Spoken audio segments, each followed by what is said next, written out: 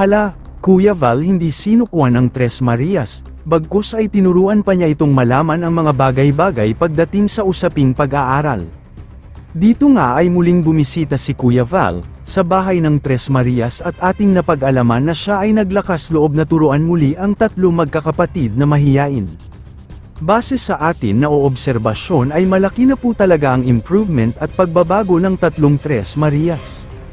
Pero dito sa isang kapatid na si Chris, ay hirap pa rin talaga siyang umuunawa. At makikipagsalamuha at makikisabay sa dalawa niyang magkakapatid. Pero sa halip na pabayaan na lamang ni Kuya Val si Chris ay pilit pa rin niya itong tinuturuan. At para sa ganoon ay matuto na ito kaya ang kanyang ginawa ay binigyan niya ito ng takdang aralin. Para sa ganoon ay malaman niya at may sulat sa papel kung ano ang pwede. At sino ang kanyang teacher doon sa paaralan na kanyang pinapasukan. Kahit ang nanay nila ay hindi nakalusot kay Kuya Val. Naitanong pa niya kung ano ang pangalan at tunay na pangalan niya.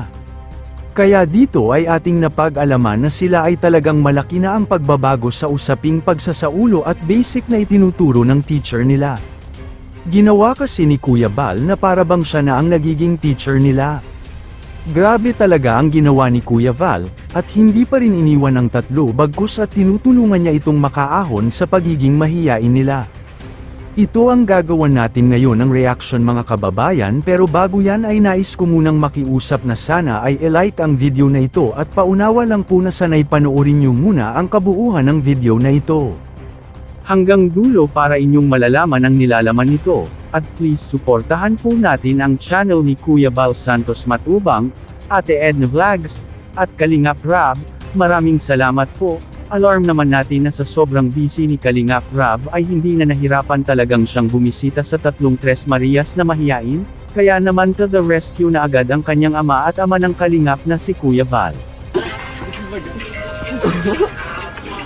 Ayaw mo na ng intermission? Lipitin mo. Lipitin mo. Kaya ba yan?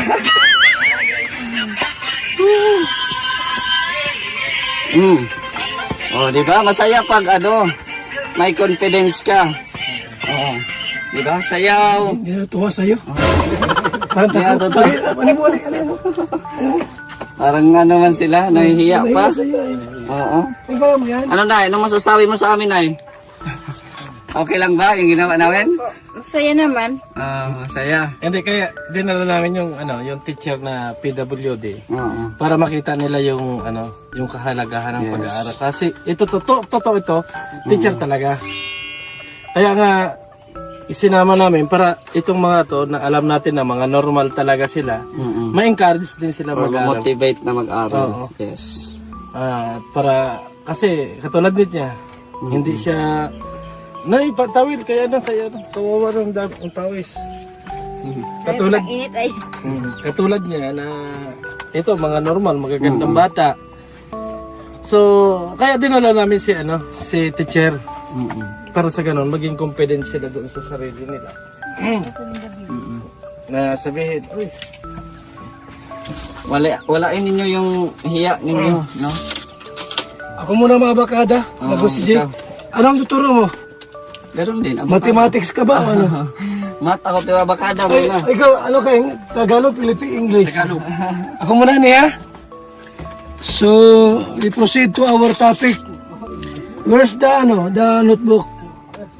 When you, notebook, where's the notebook? May I check your notebook? Nay! Akin mo na notebook na natin. Sisi ko muna kung may laman. Yan.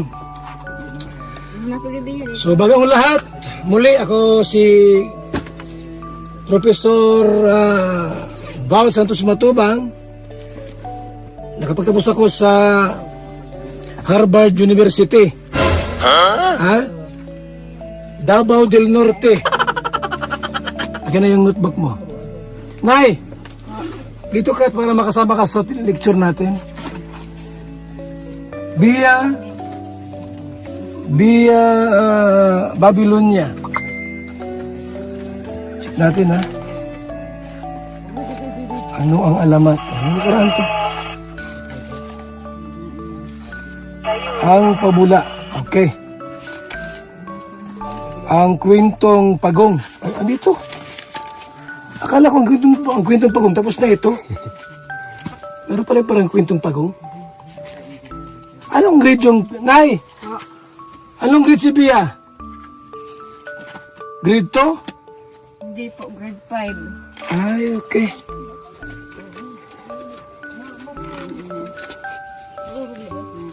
Pakikitungo sa mga kausap, ay, sa mga kasapi ng pamilya at ang kahahalagahan. Okay. So, congratulations kay Bia. Paggamit ang pangalan. Ayan, okay. Very good. Marami na siyang sulat, oh. Tama. Okay, sino pa ang mag-report? Assessment natin. Sir, check mo, ha? Kasi yung ballpen mong pula. Para machikan mo. Oh, yung kay ano, kay... Sino to? Melissa, saan nyo sa'yo? So, alam niyo po, mahalaga itong assessment natin na ginagawa kasi para masubaybayan natin kung mayroon silang natututunan. Ano po? Tayo, mga kaibigan. Ayan, no? Oh. So, sige ha. At dapat 1 year lang magaling na magsulat, magaling na basa, tsaka mag-English.